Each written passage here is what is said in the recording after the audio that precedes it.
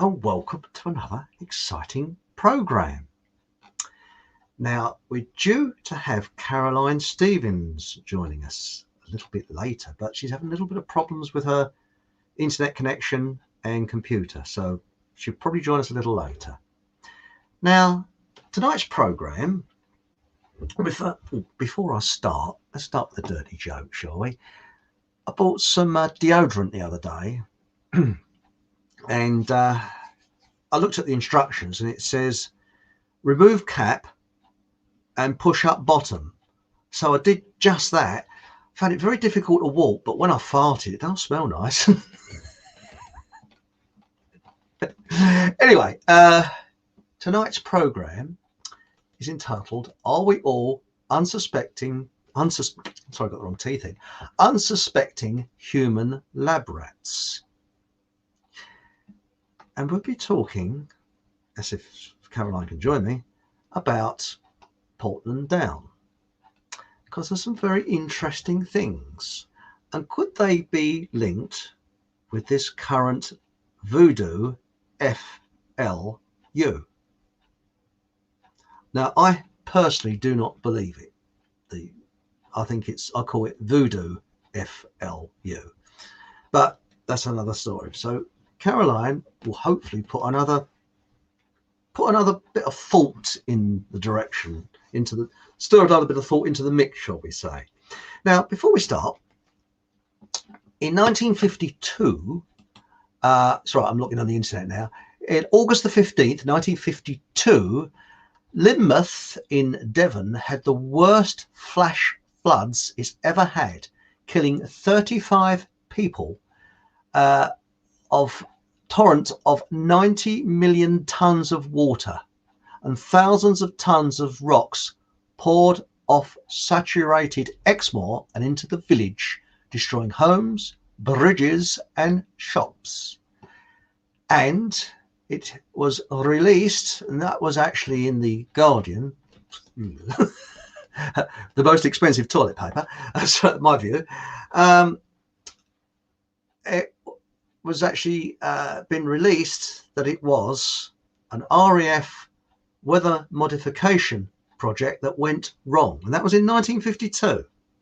Now let's come forward a little bit more to the 1960s. Now, in 1968, when I was a very, very young little boy, and mum, dad, very much older sister, and myself, we went on holiday to Cornwall. Newquay in Cornwall, to be correct. And at the time, I couldn't swim. My sister couldn't swim. My mother didn't go into the sea. But my dad went for a swim, and he went out quite a way and swam around, come back. And soon after he came out the sea, his lips started to sort of bubble up and swell. And they swelled, and he got sores all over his face. Oh, it was a horrendous sight. And it got worse. And it was burning. And he felt very self-conscious because people were looking around because it was awful. So he went to the local quack or doctor, and the doctor said, "I've had a lot of these." "Yes," he said, "we call it Newquay mouth." And I was very young. I think he gave him some ointment. And for the rest of the holiday, it spoiled the holiday because wherever my dad went, there's people going, because you imagine they have all blistered face, he could hardly speak. His face was so swollen. And soon after the holiday, time went on, and luckily it all healed up, and my dad was back to normal. And it was one of these things that happened. And what they said it was, or what it could have been, was a sewage outlet. And what they said at the time, I think it was in the local Cornwall newspapers, that there's a sewage outlet, and when the wind blows in a certain direction or the tides go in a certain direction, it can cause problems, with sewage getting close to the sand. Remember, this was in 1968, you see. Well, we just assumed that. Now, time went on, and dear old mum and dad died, passed away. 2017, some secret documents were released. And it turns out that it was revealed that Portland Down did some bacterial experiments along the Cornish coast at Newquay in July 1968, the exact time we were there. And what it was to test, it was to do with germ warfare. And it was to test how quickly it spreads amongst the population. Lovely, eh? Sport our holiday. I felt like getting compensation, actually. And, well, it's pretty obvious. That's what my poor dear old dad got a mouthful of. And as I say, when he went to the doctor said, oh, yes, we've had loads of cases of this. So I wonder whether that doctor actually write it on a form and send it in because they were monitoring it, obviously. So the people, the holiday makers, were lab rats at that time. In 1963, it's been revealed that they also released bacteria down the London Tube. So as to, shall we say, see, as a bacterial, see how far this bacteria spreads. So when you think about it, does the government give a jot about us? Seriously, do they care about us? Now, I'd like to play an extract from a film. Now, I hope this works, and it's a film called The Third Man. Now, it's made in 1949, and it was actually shot in Vienna. And it was a very cleverly written film because Orson Welles acts the part of a psychopath. And it was absolutely brilliant what he said. Now, I think he wrote a little bit of the script himself. And let's set the scene. It's only for about a minute. I'd like to play this to you because I was going to write it down and repeat it to you, but it's better to get it from the film. You won't see the film, you just hear it, okay? And they're on a Ferris wheel, Orson Welles and his friend, and they're right at the top of this Ferris wheel, and Orson Welles opens the door, and hello, we've got our Get Mystery Guest coming here. He opens the door. Well, first of all, let's welcome Caroline, and then I'll play the actual part of the film. So, welcome, Caroline. Now, have you a note from your parents because you are late? Smack. So. Oh, do you know, I've got real problems with my laptop. The system crashed. All it's doing is buffering. It's just whirring round, and now it says product name and product number and what have you. And it's like, oh my goodness me, it just does not want to come out to play tonight. So I'm still trying with that, but I'm on my phone at the minute. So people will be mystified on Facebook as to where am I, because I did say I was going to go live at 8 o'clock. So where are we live now then, Eric? Eric, Chris, I don't mind anything. What I was going to say is I've just done the introduction, which you've Yes. I spoke about what happened in Cornwall, and I said about the Lynmouth incident, where Lynmouth was virtually destroyed and 35 people were killed in 1952 when the RAF did an experiment there with weather modification, and they've actually admitted it now. And I've also said about what happened to my father in 1968, which we spoke about earlier in Newquay in Cornwall, and I was just about to play a little extract from the film The Third Man. Now, it's only about a minute or so please bear with me, and I hope this works. This is a one-off, so if you just hear sort of, it doesn't work, but I'm going to try it. Let's go in. Now, set the scene.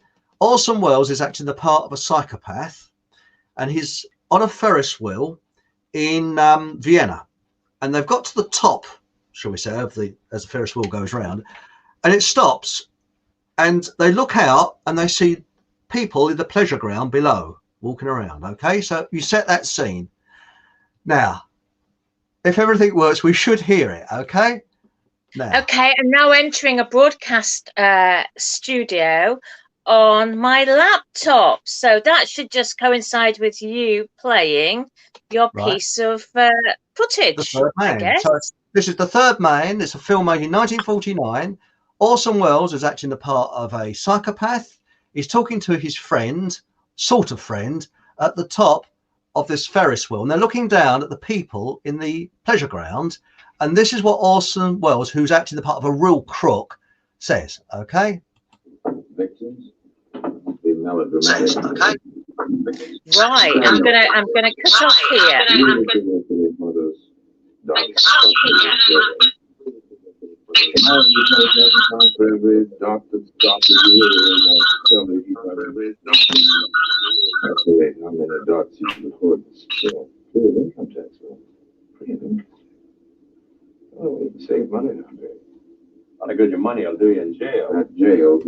Now, did you hear? Did it work? That's the question. Did you hear it? Hang on, we lost you again. The system. I wonder where I got to. Yes. Did you hear it? Right. Did anybody hear it? Did anybody hear it? Well, What did he say? I'm just now trying to get on the phone here.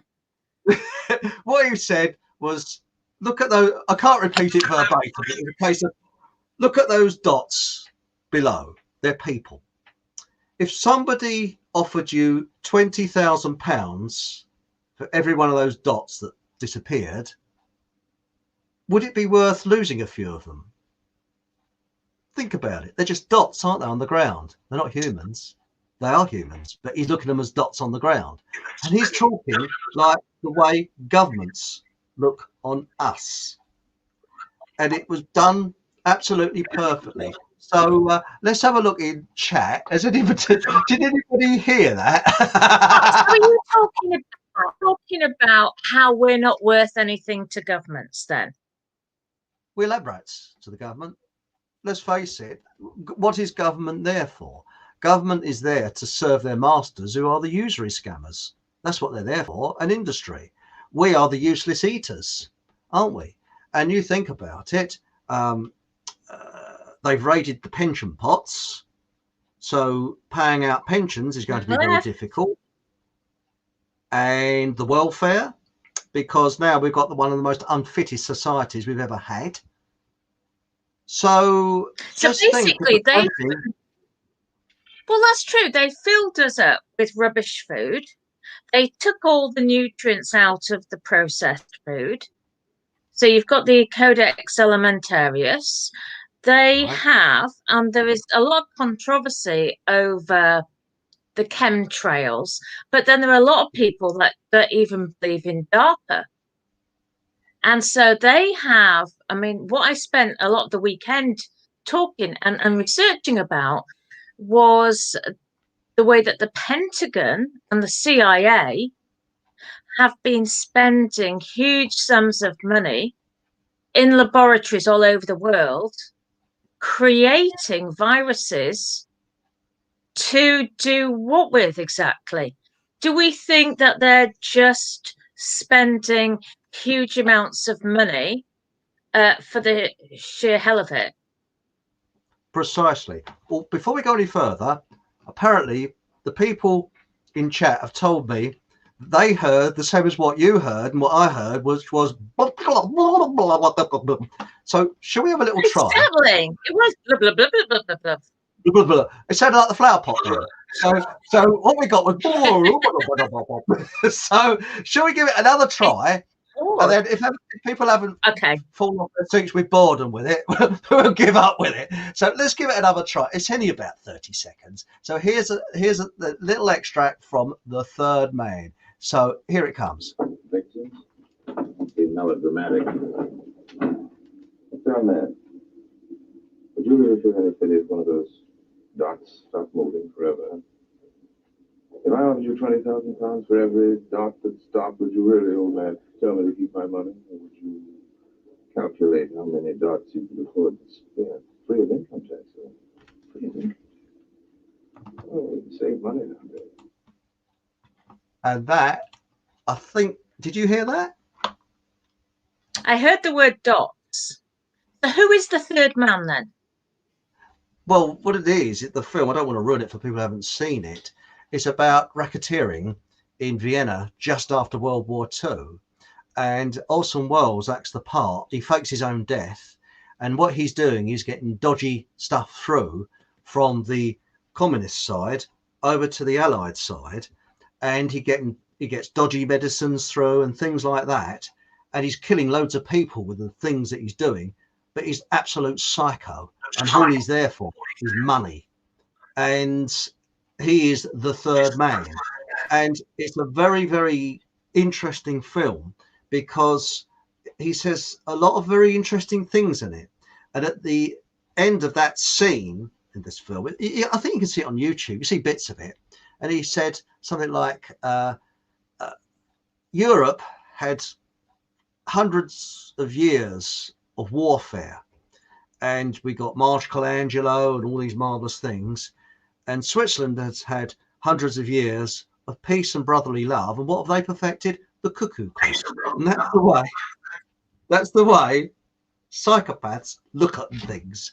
They love war and that. But back to what we were saying, what Orson Welles said was the way governments look on us. We're just dots. We're just useless eaters.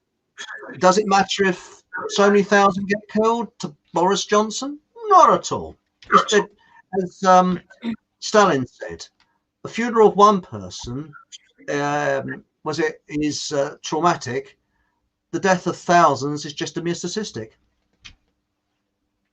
Well, so, I did put up a post. The Pentagon had estimated that they could spend 625. No, they could kill 625,000 people for 29 cents a person. Now that's very tempting, isn't it? If you're a government and you've got people that need pensions or need medical care, or even with children who aren't producing anything yet, and you as the government know that they're not required for work in the future. So 29 cents per person, it's cheap, isn't it? Well, look at it from an economics point of view. As I said earlier, the pension pots have been raided by the government. Welfare is spiralling because the NHS, as I've said, when it was set up in 1948, was set up for two purposes: for the pharmaceutical mafia and to create fit young men for the forces. Full stop. And you notice that when cannon fodder was needed less as the army became more technical, so the NHS was run down. Strange coincidence? Think about it. And I think there was a lot of well-meaning people that at the beginning, when the NHS was set up, who were duped, including politicians, because really it's, as I've said many times before, it's a pharmaceutical cash cow. They literally run it, because in 1948 they had a policy of looking at all natural medicine as voodoo medicine, and they've actually had this policy ever since. So hundreds, perhaps thousands of years of well-tested natural medicines that cost absolutely pennies, if that are probably free of charge in many ways, were just binned. They didn't want to know. So we've gone over to this chemical idea for everything. Everything's artificial and chemical. Little wonder welfare, the cost of welfare is going off the scale and will continue to go off the scale. Because if we had an NHS similar to the one that was set up 12 years prior to the British NHS in 1948 in Germany, which was natural medicine, cost pennies. So if you would have modelled it on that, then it would be costing pennies today, and with a much bigger population. So, but remember, these are all corporate entities. Remember, what do you know about the British plutonium industry? Plutonium Industry. I don't know very much about it. I don't know, in fact, anything at all about British plutonium. Oh, sorry, hang on. I know that a fact that when the power That's station. why we had the count. Oh, you've gone. Sorry? Where are you? Hello? Caroline, Oh, right. you frozen? Still there? Coey. Well, whilst Caroline's frozen, I can't hear her. But what I was going to say is It the was nuclear. to protect the plutonium industry. Sorry, Caroline, I can't hear you. Hello? I'm not sure she can hear me. This is interesting, isn't it? Oh dear. Well, what I was going to say was that in the 1950s, when the nuclear industry, which was always military, opened up a power station, I think it was Dounreay. Don't quote me on that. I think it was Dounreay. They said it would be producing electricity that's so cheap it wouldn't even register. And it was to make atomic weapons. There's nothing to do with electricity. So there we go. And we got Caroline back. Hello, Caroline. Hello. I thought you'd gone. Well, you went and you froze and you got and doing your Bill and Ben impersonation. It's one of those nights tonight, isn't it? It's quite exciting. Should we have a big chat before we go any further? Because there's a hell of a lot going on in there. In the chat room? Yeah, there's loads. Well, I'm going to have to miss a few out. I'm ever so sorry, but don't take it personal if I do miss you out. So what we got now? What's this? Okay, NMM, right? I'm suspecting human lab rat. I'm a suspecting human. Okay, and then we got hello, Chris. That's very nice. Hello, everybody. Sorry if I don't read your message out. Now what we got here? Cider guy. I've just had my first dose of the. Oh, blimey! No real side effects, though, other than both my legs chopping off.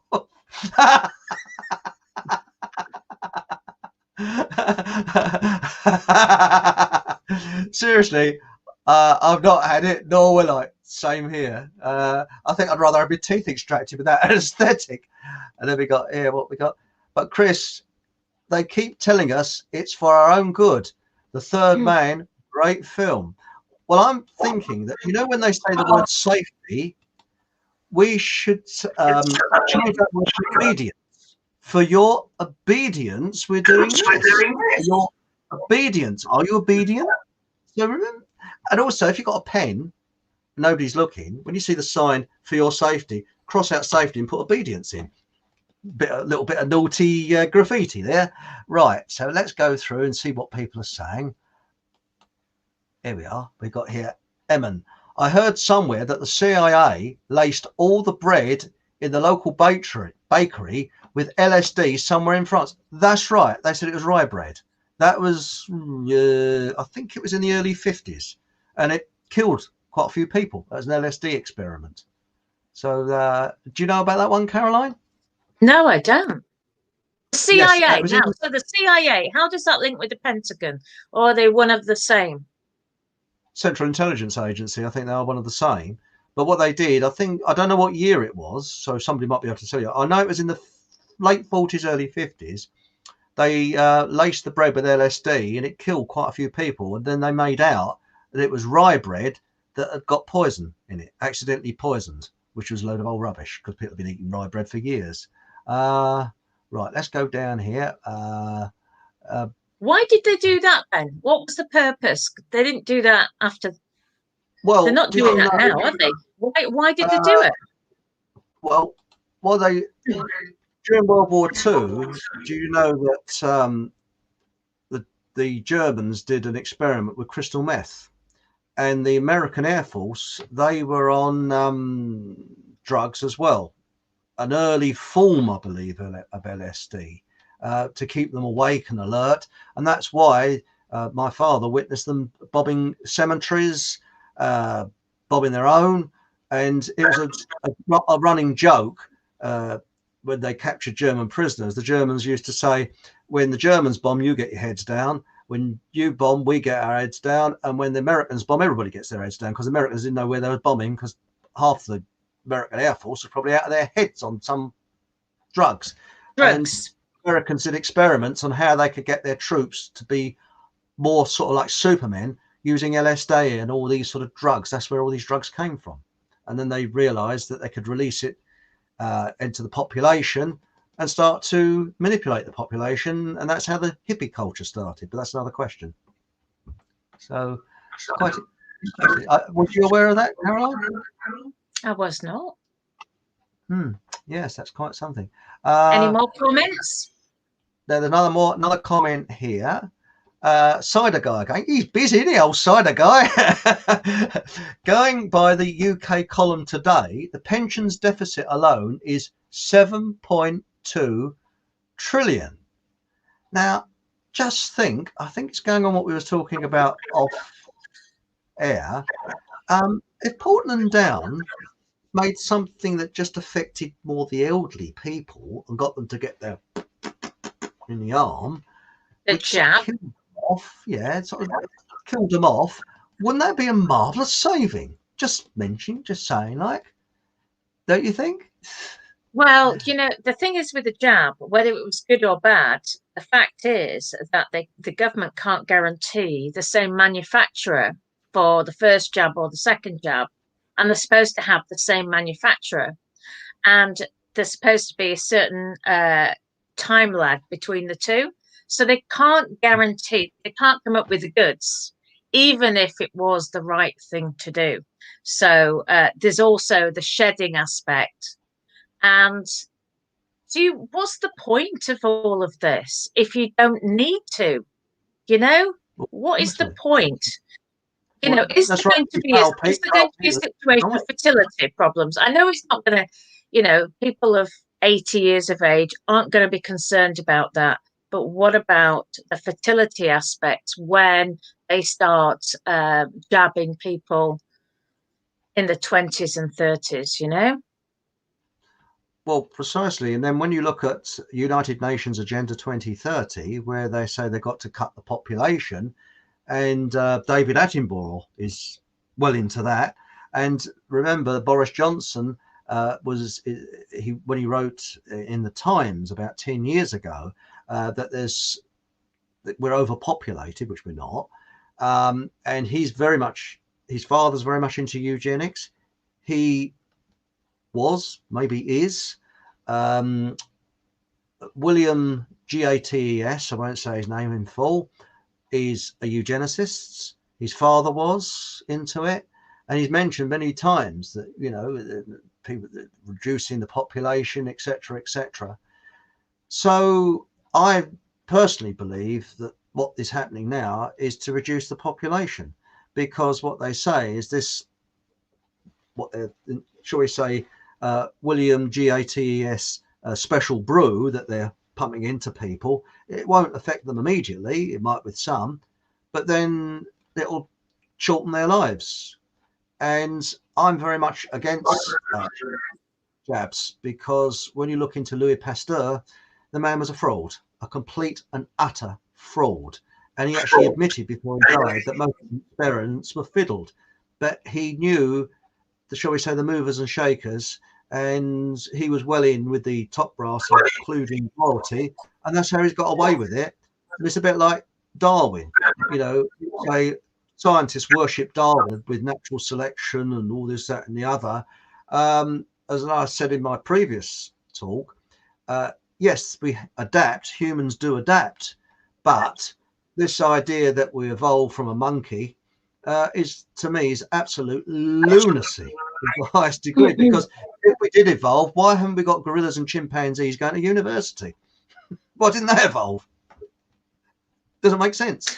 Well, you know, I think what's incredible is that people out there still think life is going to go back to normal in September. And I know so many families whose children who are like now, 17, 18, and they're still planning to go to university. And, you know, you have to ask yourself or ask them, Why? Because we do not know what the job situation is going to be like. This is going to be worse than the Great Depression. You've just mentioned that UK column had discussed how many trillion debts to get the pensions paid off. Right, let's go back to what he said. How many trillion? I mean, it's just numbers on a balance sheet, but people are not going to have the pensions, and how are they going to be able to fund their retirement? And which pension are we talking about? We're talking about the state pension, I assume. Yeah. Going by the UK column today, the pensions deficit alone is 7.2 trillion. And remember, the government under Gordon Brown raided the pensions pot. Took the gold. It's just well, bare. he basically got rid of the gold, didn't he? And then, as you say, he raided the pension pot. He took a percentage, didn't he, of the money, because people were getting tax relief, and that tax relief was getting put in the pension pot. But as you say, he raided that. They've basically, it's one of those situations where successive governments have sold everything. They've sold the silverware. They've sold the goldware. They've sold the Tupperware. They've sold everything. So what's left? It's one of those situations where they put a note in the desk and say, for the next person, there's no money in the pot. Well, precisely. Really, there's no money in the pot. And I know people are going to say, well, money's fear and it doesn't work. It's not worth anything. Well, yes. But when you go to the shops, you generally need some money. You're not going to, I mean, Lidl's aren't interested in bartering with me. Do you know what I mean? What have I got to offer Lidl's? Precisely. And when you look at it, I look on it, the government are mafia. To me, there's very little difference. I think the mafia are more honest because at least you know they're crooked. They don't really hide the fact that they are crooked. But with the government, they're trying to make out they're honest all the time. No, they're not. They're bent as an iron bob note. And again, we are lab rats to them. They couldn't give a jot whether half the population's wiped out. As long as they're all right, that all that really matters. Look at the First World War and the Second World War. Millions got wiped off the face of the earth. Did it bother them? I don't think Churchill had a sleepless night because of it. I know that Montgomery, before he died, got a bit worried that he might, when he's croaked it, he might meet the blokes that he sent to their death. But apart from that, but I mean, there's some other comments here. This is Emin. They gave us bad nutrition advice, recommending too much carbs, not enough protein, and saying margarine and vegetable oil is better than butter and lard. I remember that, yes. And I'd also like to ask chat room and anybody who's listening to this, I remember, I think it was in the 1990s, they said carrots are grown in a First World War phosgene. It's to do with phosgene gas. Now, before this program, I did some research. I can't find anything on the net about it at all, but I really clearly remember that. And it was about 20, 30 years ago, because I used to scrape carrots. No longer, you have to peel them because of this phosgene gas. And they said it's, it's not harmful, but they're grown in phosgene. Now, if anybody knows anything more, please tell me, because that's from memory and I can't find anything on the net at all about it. So, and I remember it in the newspapers, it was headline news, probably late 80s, early 90s, around about that time. Now we got another one here. Didn't you talk to me about purple carrots, by the way, before we went on there? That's right. Carrots that are grown in phosgene. That's what it was. Purple. And it was a First World War chemical or gas, because they had phosgene gas. And I remember it, as I say, 20 or 30 years ago, it was headline news in the newspapers. And they were saying, do not scrape your carrots, peel them and make sure they're boiled. And I still do that today. And I've looked on the internet and I can't find a thing about it. Nothing. It's come a complete blank. But I remember it. It's not false memory syndrome. I actually remember it. So if anybody else remembers it, please say in chat or, in the comments section after the program. Now we've got here Ralph. Hello, Ralph. I mean, the 1951 Point Saint Esprit mass poisoning, also known as that's about the LSD, by the way, as Le Pen Maudit. You know, since I speak French like a local. I was going to say you're a great French speaker. Le Oh, pain maudit. well, when I was at The school, you bread see, we was taught maudit. French by a Cockney. Call blimey, s'il vous plaît, you know, like a local. Anyway, point was a mass poisoning on 15th of August 1951 in a small town of, oh, here we go again, Point Saint Esprit in southern France. That's right. There's a documentary about it. And it was LSD. And they said How many it was to do people with the died then? I don't know, but a lot of people did die. I know that. We've got here from Sidegar again. I always say to friends that whatever governments say, it's almost always the 180-degree opposite. Yep, reverse everything a government says and you'll be right more times than wrong. And what we got here, was that LSD, or did it get mixed up? I know ergot can have similar effects, and that's a poison. I don't know anything about ergot, never heard of it. That's interesting. Can I just say that at the weekend, apparently in 2013, the Pentagon, CIA, so anybody who says they were ex-CIA, I just see it as, if you imagine you're in the CIA and you're part of the Pentagon and you are trying to kill the people or practice on the people, what are you going to do? You need to have gatekeepers out there, don't you, who are going to suppress the truth. So you're going to get people sent out into the universe, if you like. They're going to say, oh, I used to work for the CIA.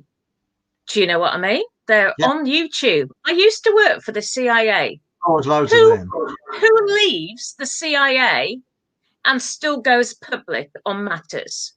They work for the CIA. Come on, wakey. And if they did, they wouldn't be allowed to. They used to be in the CIA. They should know about these things. So you've got the CIA, and they apparently, there's a report on the internet, and apparently they tried to gas people in the UK.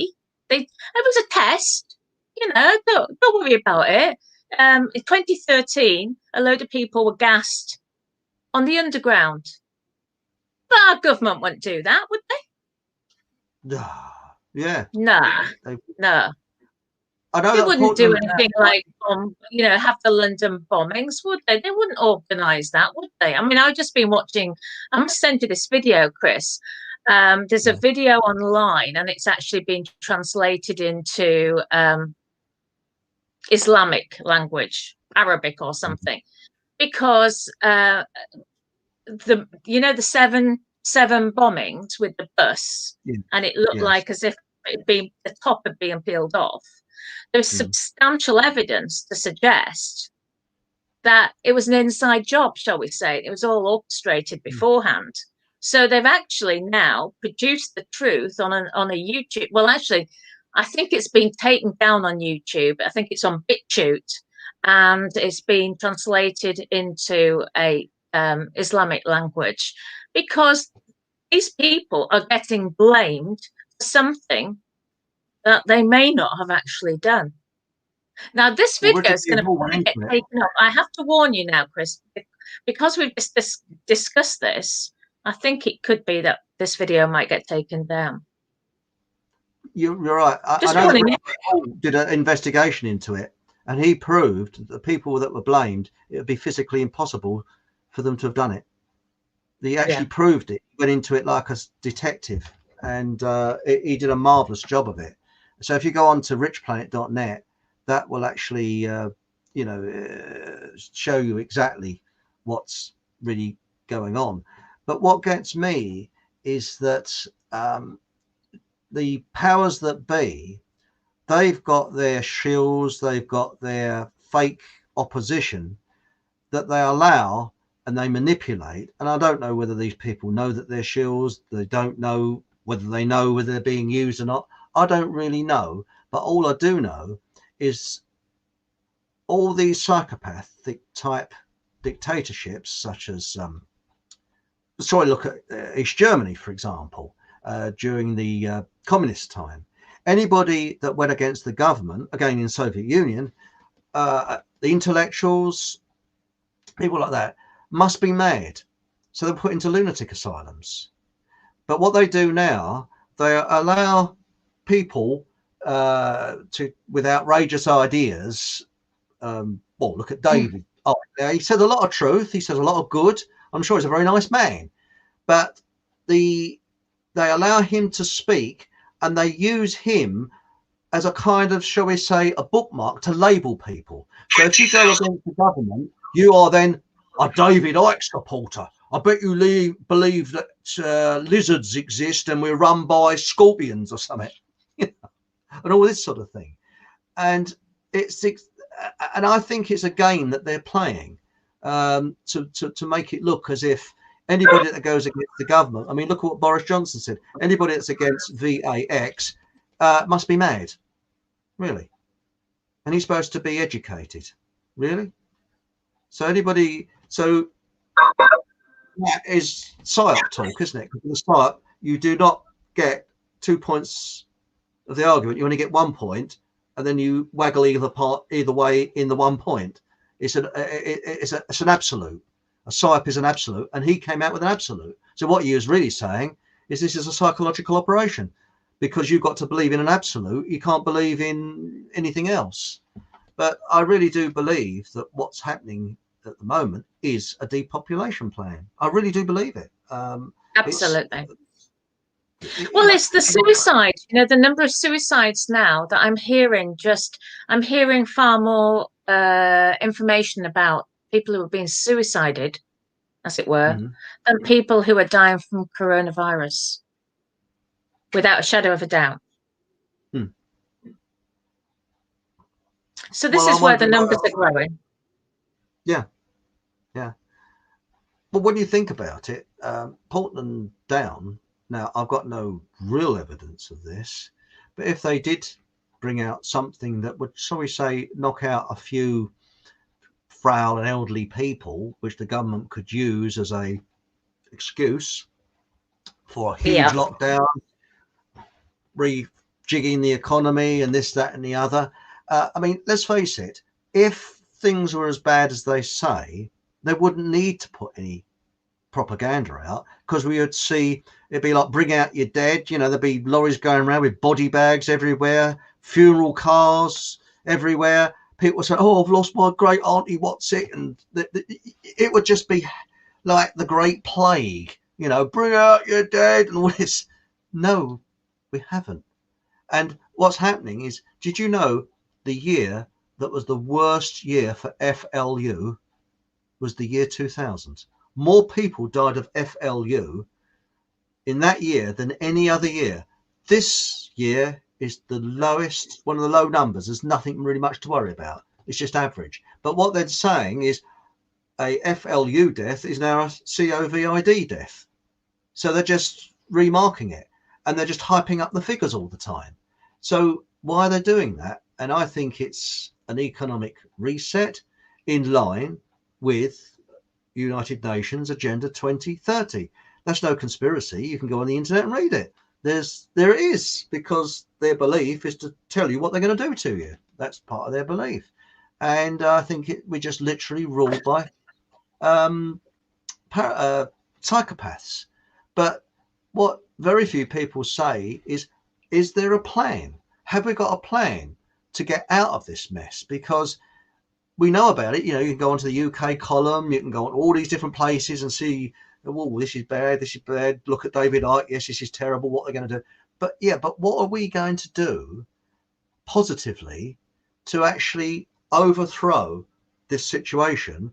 And I would like to see in the not too distant future, people like Bill Gates in handcuffs, and the shall we say it's not going to happen, Chris. I mean, you know, I don't want to rain on your parade, but I mean, I posted last night an article from the government website, and it was dated the 11th of November 2020, And basically, that would have been when we were on lockdown.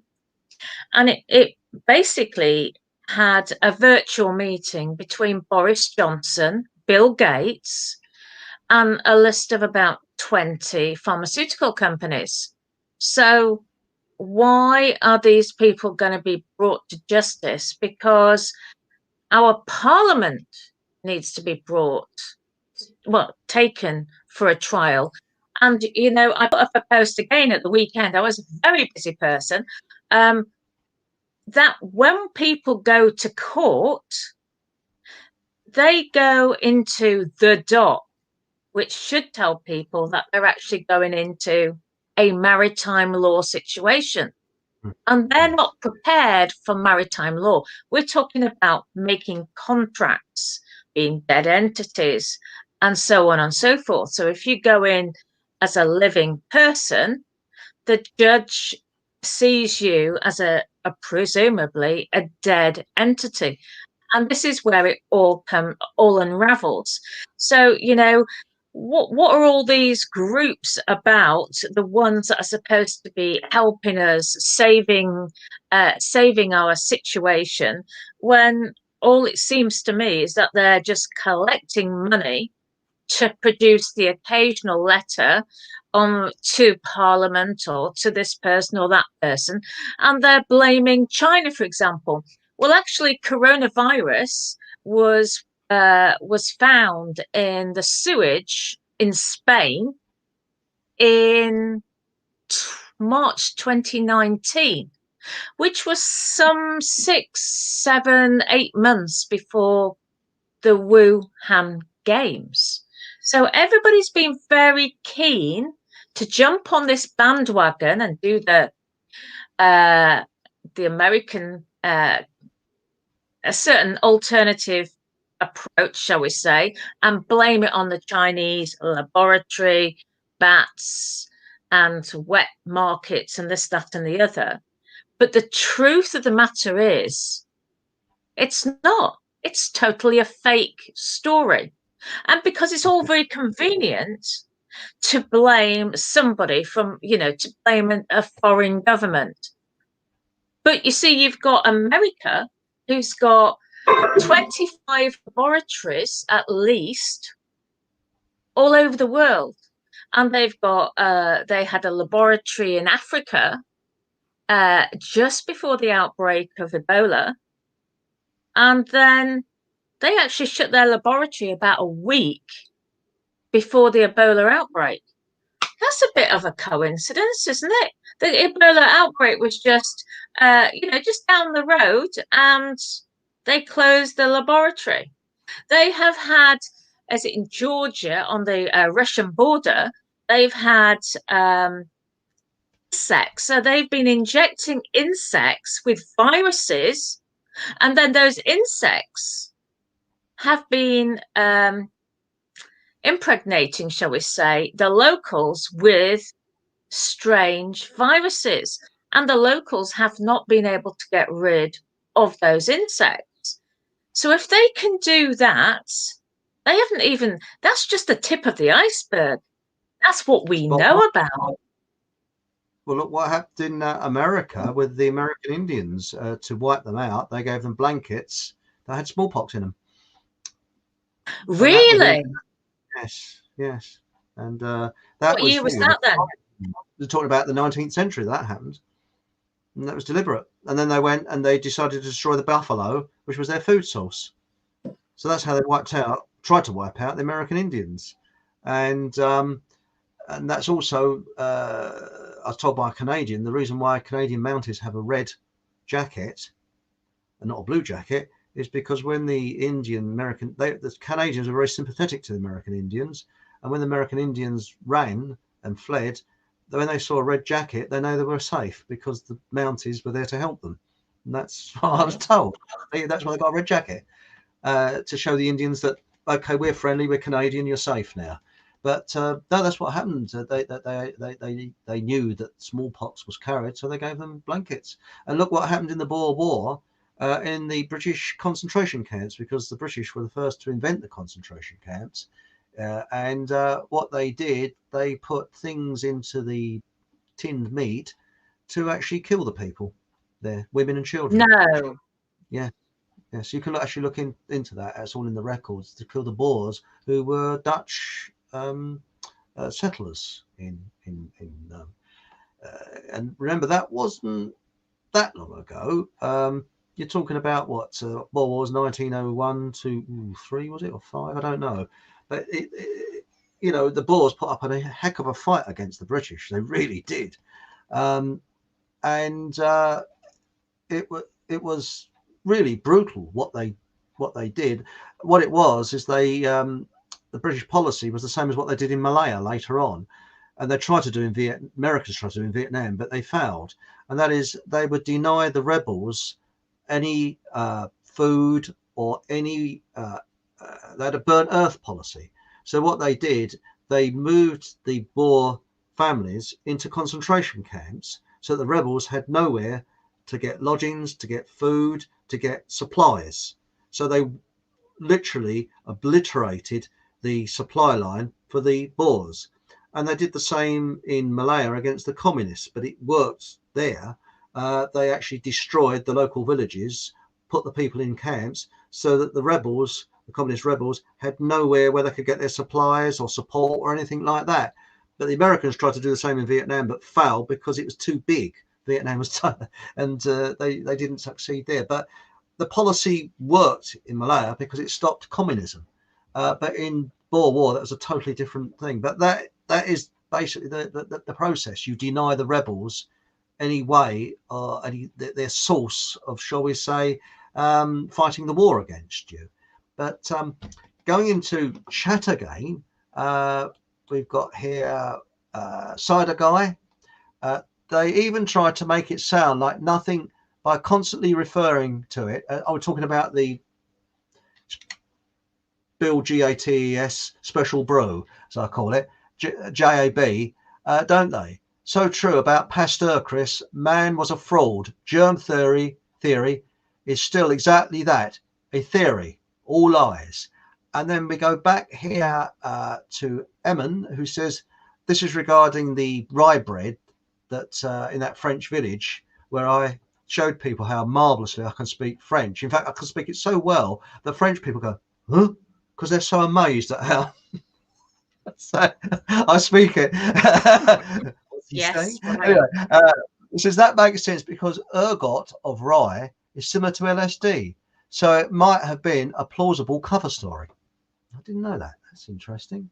But there's another one here from Phil Howard. Did you see the US MIB Hall of Fame legend Hank Aaron did a big promo towards other black folks on taking the Moderna VAC, shall we say. 6 days later, he died.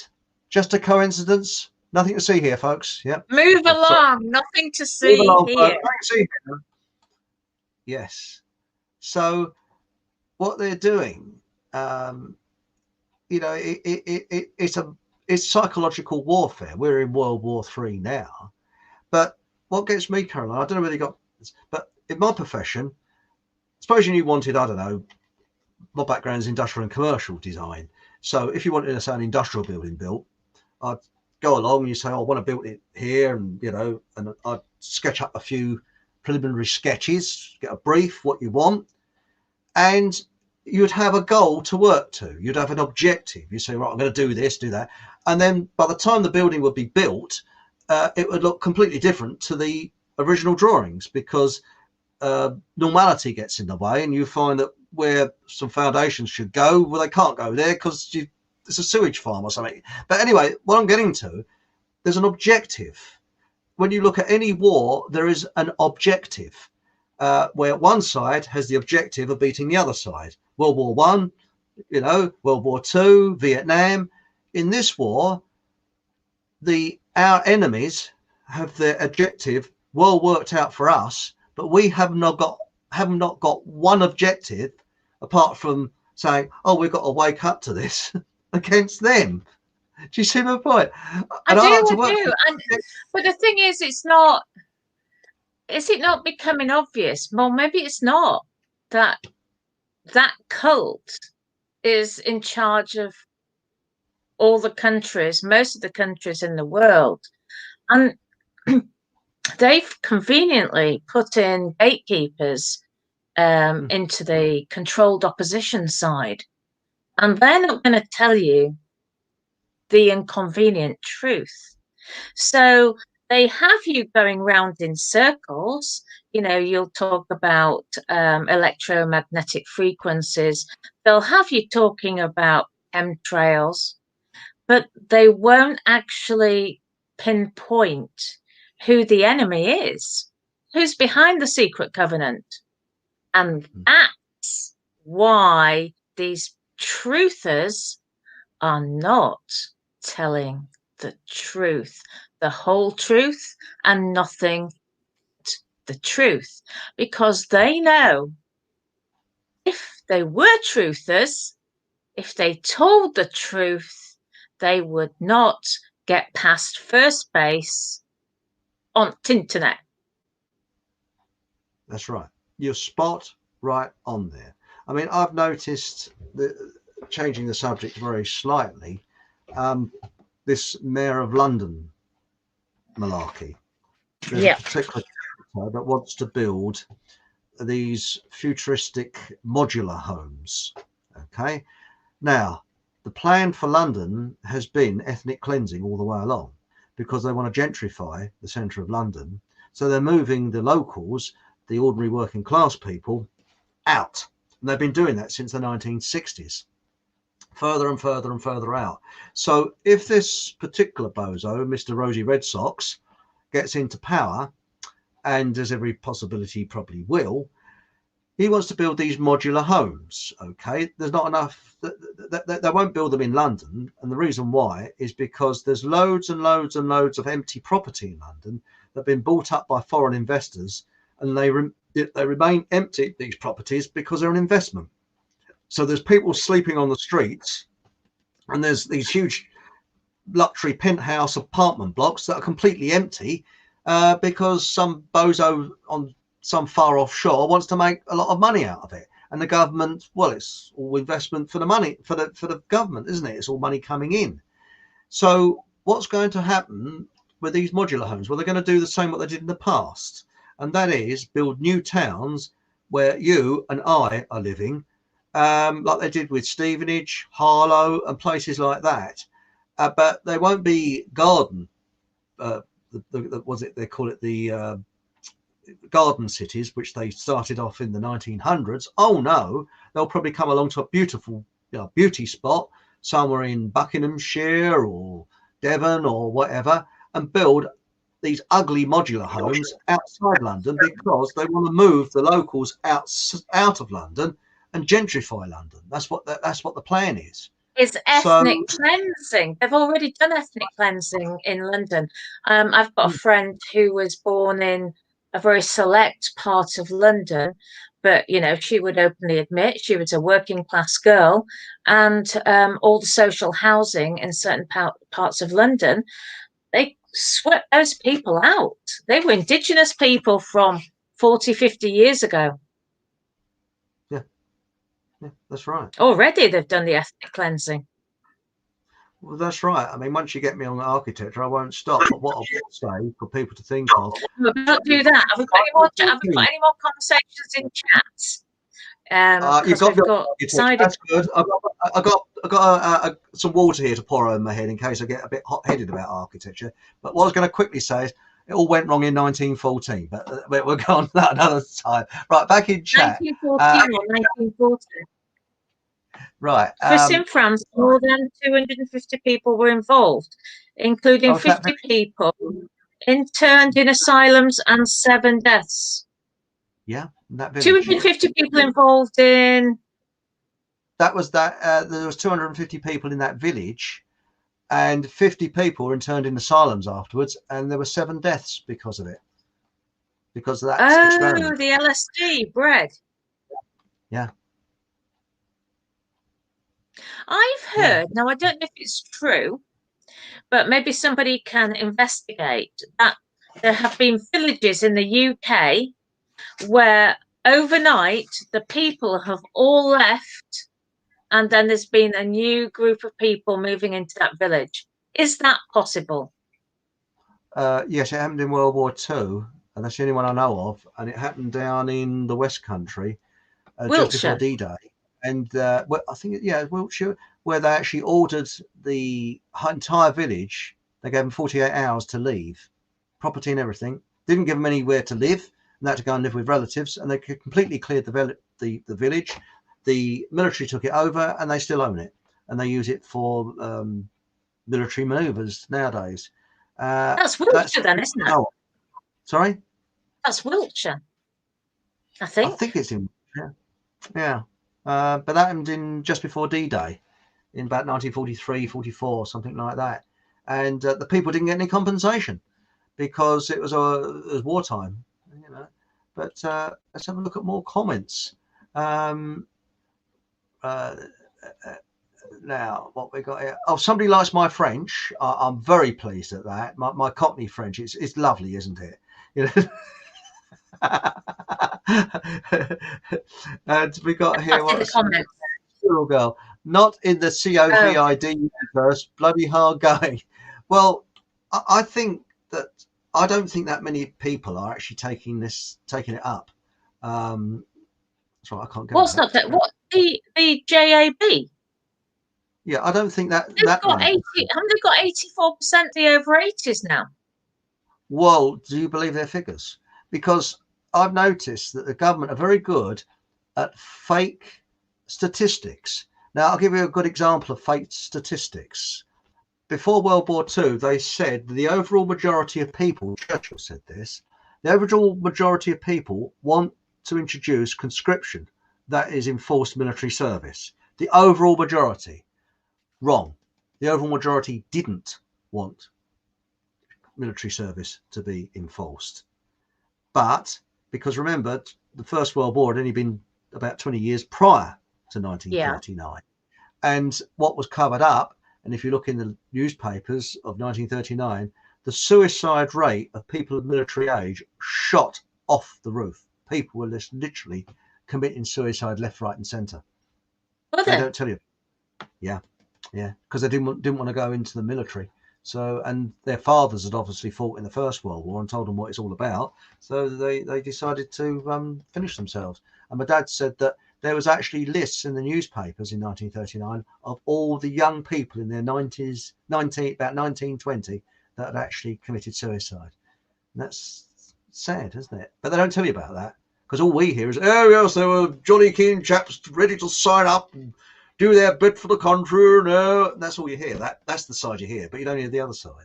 That's the one. Again, it's the psyop, isn't it? Psychological operation. But it amazes me how people will willingly take this Bill GATS special brew in their arm and not sort of worry about it, not think about it. Because why? Because apparently they still have to. It doesn't protect them. It doesn't do anything to them. What do they want it then? It's lunacy. I just don't understand it. And have you found where you live, Caroline, if you go for a simple walk down the road, there's people sort of jumping out of the way of you as if you're sort of, you know, unclean or something? You have to ring a bell. It's frightening the way people react. Have you seen that now they're giving you the options to wear green bands or red bands? And it's like a message. I posted that at the weekend, and it's like a message how far people are supposed to come close to you. So green, that you can have people closer, and if you're displaying red, you don't want anybody anywhere near you whatsoever. But you both colours still have to wear a mask.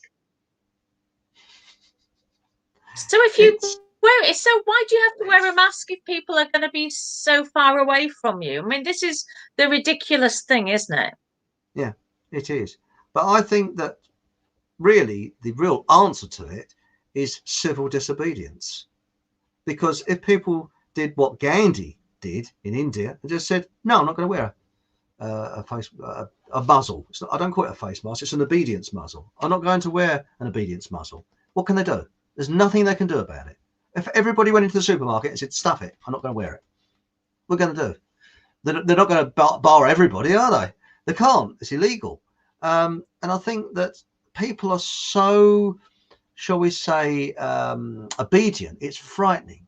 But I do believe the powers that be want a revolution, because then once there's a revolution, they'll be able to usher in martial law. That's right, a dictator that will make Stalin and Mao look like a walk in the park. I really do believe that, because I do. Look, they're gearing up to everybody thinking about China. It's we want to go along the Chinese route. So this is what it's all about, isn't it? So they've even blamed it on Wuhan. But yeah, isn't it funny? So basically, the coronavirus was found in Spanish sewage in March 2019, which was however many months before the Wuhan Games. But Reuters newspapers didn't report on it till around June of 2020. Now, had that been reported in March or April of 2019, nobody would have given it a moment's thought, the Wuhan Games. Wouldn't you agree? So what's the point of reporting on it later? Because you see, the newspapers have to, well, Satan has to be dishonestly honest. So he's told us now that actually it was March 2019, but nobody has changed the chain of events. No one's gone back and said, well, hang on, it can't have then necessarily, it's not guaranteed that it came from a wet market in China. If Reuters has said it was March, what else could have happened? Could it have come from Porton Down? Could it have come from Pirbright Institute? We don't really know. None of us know. But what we're saying, Chris, you and I are in total agreement, and this is what people, you see, it's been very convenient for these Western governments to say, oh, it's China. But that would also assume that China is its own nation state. But we know that we're under maritime law, and all the nations are registered corporations of some degree and seen on Dun & Bradstreet. So it's not the Chinese country, it's the elites from all over the world, the 1%ers. Those 1% aren't just in China, surely. Precisely. And also, you know who owns Reuters, don't you? The Rothschilds. And BBC and all the newspapers, they get their news from Reuters. And do you know who's got their fingers in the pies of the big pharmaceutical industry? Rockefellers, Rothschilds, people like that. So when you get news, you notice you go to any news channel, it's virtually the same. Why? Because they get it from Reuters. And if Reuters say, you know, the Prime Minister jumped 3 feet off the ground today, all the people will report, yeah, the Prime Minister jumped 3 feet off the ground today, you know. that's the way it is. So in actual fact then, well, so basically, I know people will say, well, it's mainstream media, you can't believe what they say. But the fact is that they reported on the story some 15 months after it happened. It did happen 15 months previous. They've waited 15 months to tell the world. And do you know, nobody has batted, excuse the pun, an eyelid.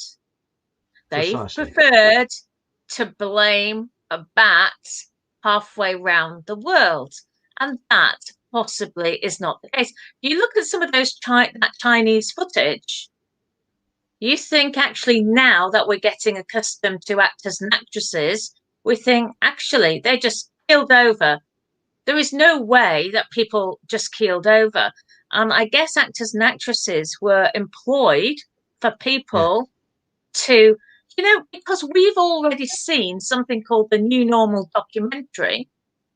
And that New Normal documentary, I don't know who's produced it, and I watched a little bit. And then when I saw that they had included footage of actors and actresses like they have in America, but they were in the UK. And we know that the woman with the green jacket and a green skirt has been seen as a well-known actress in these circles. And who produced the New Normal documentary? Of all the footage to create civil unrest, they've chosen actors and actresses, bits, slots to get people wound up. So you've got to be really careful what sort of information you're sharing on social media. And I'll tell you something, it is so difficult to work out what is, because I mean some of it is quite good, is the fakery, if you like. It's quite fake. And you quite plausible, I should say. Are you looking at the chat room, by the way? Yes, I'm looking at the chat room, but I thought you had this distant look about you. We started a bit late. Well, I started a bit late, didn't I, because of the internet? Well, what it is, you see, what we got here in the chat room, what I was going to say is that the Battle of Waterloo, the Rothschilds bought Reuters, and they they said that the British had lost the Battle of Waterloo, and they made a fortune on the stock market by buying up stocks. And then it was announced later that we'd won the Battle of Waterloo, and that was how the Rothschilds made a lot of money off the British by manipulating the news by buying up Reuters. And that goes back, what was it, 1812. So there we are. How interesting.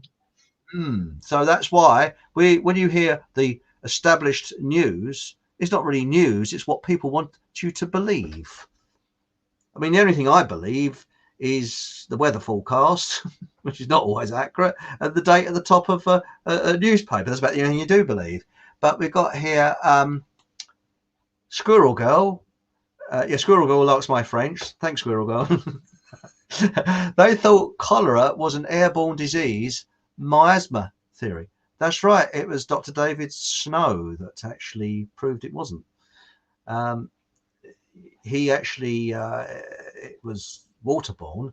And what he did, he noticed that people were getting water from a water pump outside his doctor's office. So he went out and one night and put the handle off so people couldn't get any water. So they went somewhere else, and the cholera cases around his area dropped like a stone. And he proved without doubt that cholera was waterborne, not airborne. And that's how he did it. Well, whether these things are airborne or what have you, with the coronavirus, I interviewed a guy called Mark Anthony Taylor, and we looked at the numbers. And I know you've got lots of false positives and this, that, and the other.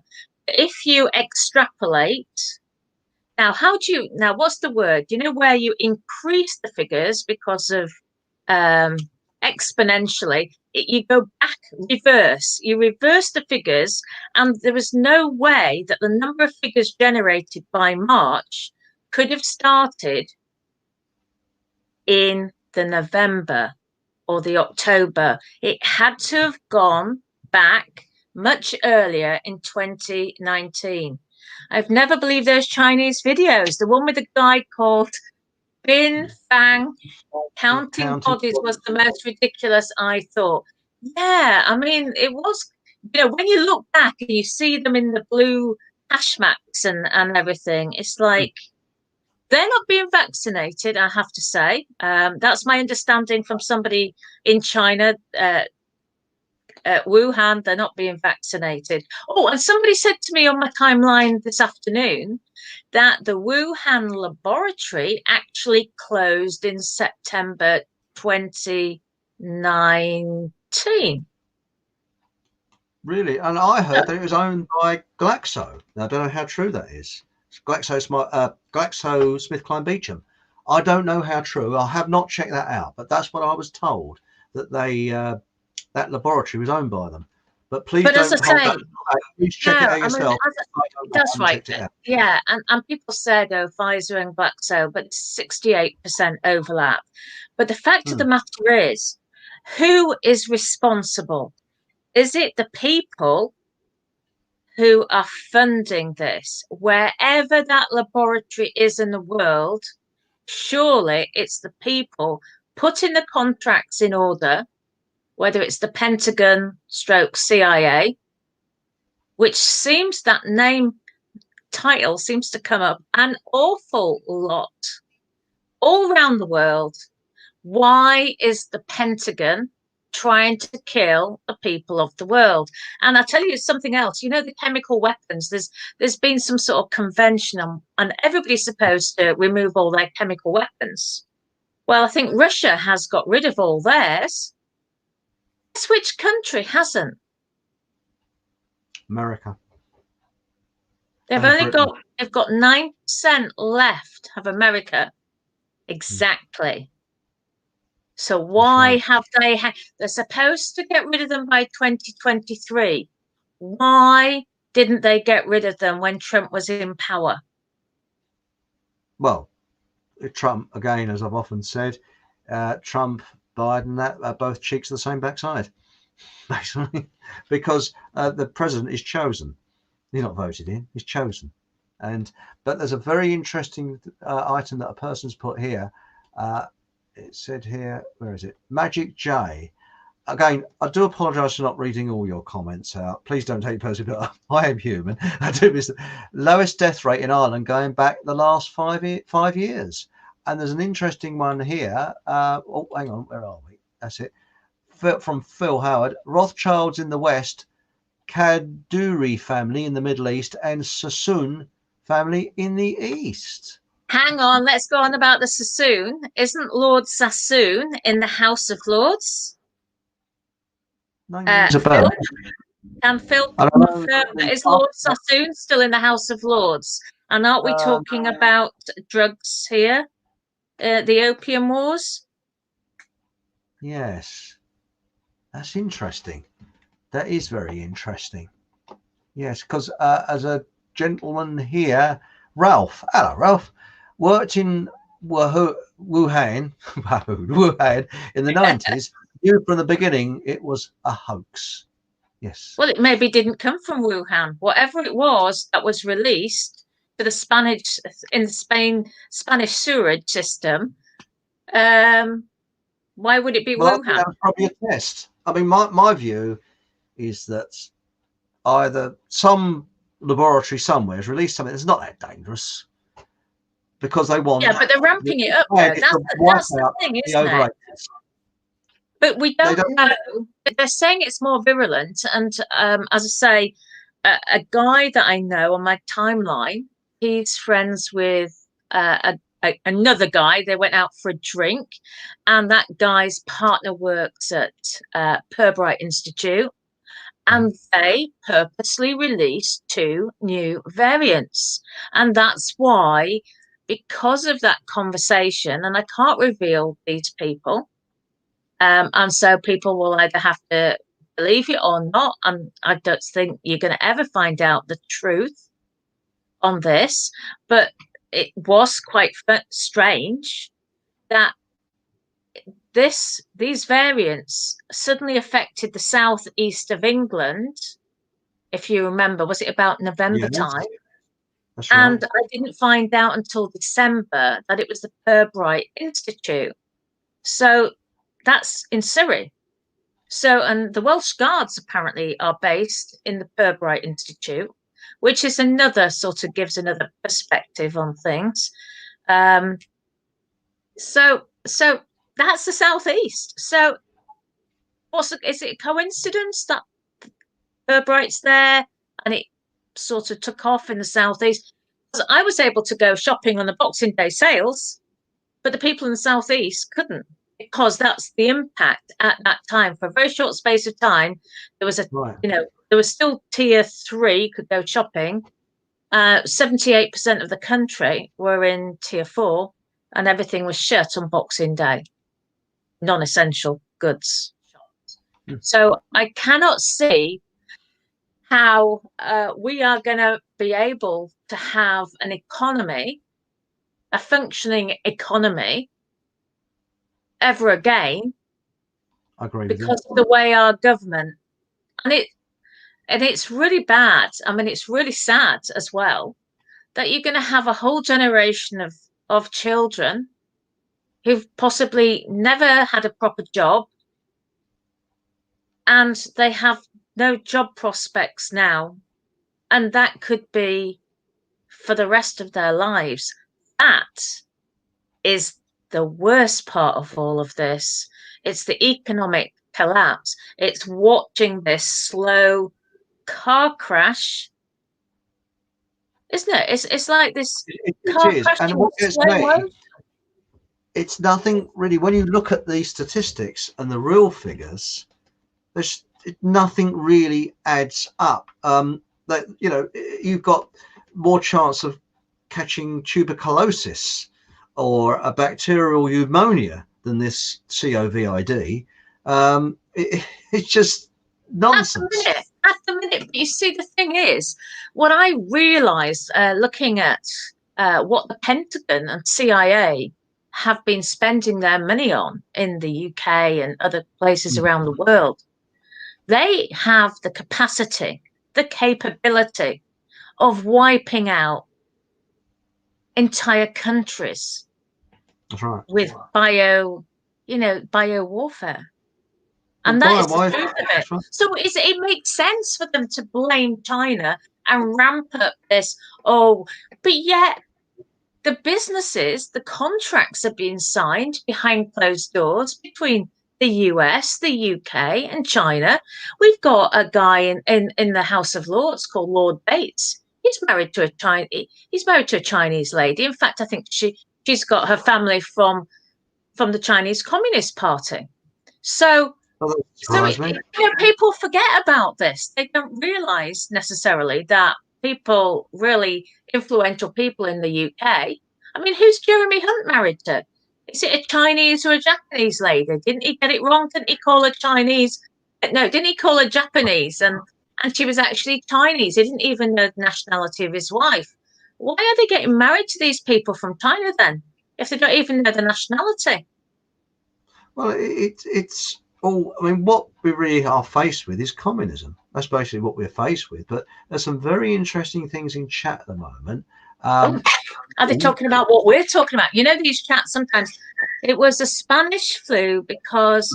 It's actually not even what he meant. He said Spanish sewage, which he meant. So it was in the Spanish sewage because those RNA sequences. So he made a little typo there because I'm reading the next message down. So it's in the Spanish sewage because those RNA sequences, they say, belong to this virus. I'm saying this, I'm spelling these things out so as not to get banned from YouTube. Are found everywhere, including in humans. It doesn't exist. I agree. It doesn't exist. And here, there's another interesting comment. James Mayer Sassoon, Baron Sassoon, he served in various roles in HM Treasury, the UK's finance ministry from 2002 to 2008. Thanks, Phil. This is interesting. At which point he began advising David Cameron on financial issues. He got that from Wiki. That's interesting. And it says here, we've got Squirrel Girl, if I can get her. I have been into a public health building in Colindale, London last year. No one wearing muzzles. Now that's interesting because I'll tell you something else that people have noticed. It was in November 2000 and where is it? It's gone. It's in 2019, November, that loads of people went down with a terrible virus. It was horrendous. And apparently the NHS was getting a bit full with people, elderly, going down with this virus. And what a couple of scientists have said is that was the COVID, and it's gone. Because what nobody says is, look at the Spanish flu of 1918. That went without any in the arm. And the 1968, sorry, not the Spanish flu. It was the, I'm sorry, Spanish flu was 1968. I'm talking about the other one, and that was in 1918. And that was caused from inoculating the troops in America before they came to Europe, because it was mainly in America that flu broke out in 1918. One in 1968, they both went without any need for a jab. So why aren't people asking questions? Well, why do we need one for this one? What's going on? You know, it's Anyway, it doesn't Chris, make. we've done our hour, haven't we? We've done an hour and a half. We better wind this up tonight. Anything else to add, Caroline? No, I've got pain in my leg again. I can't sit down for more than an hour, and I get pains in my legs. Well, I usually get people a pain in the neck, but we'll wind this up. Thank you very much for joining us, and remember to subscribe, tell others, ding the little bell in the corner, ding, ding, ding, ding, ding, and whatever happens, have a good laugh, and you can join me or me and Caroline. You never know.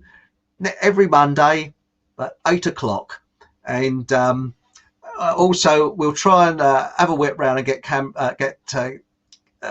Caroline a better seat so your leg doesn't ache. So what your channel is? So what's your channel called again? Eric von Essex. Eric von Essex, and it's on YouTube. So thank you very much. And thank you. You're Caroline Stevens, Seeking the Truth on. Are you still on YouTube, Caroline? No, but a friend of mine puts a lot of my videos on Broadcasting the Truth. Broadcasting the Truth on YouTube. On YouTube. Righto, Broadcasting the Truth on YouTube. And whatever happens, always remember, have a laugh. So thank you very much. See you next week. Thank you. Bye.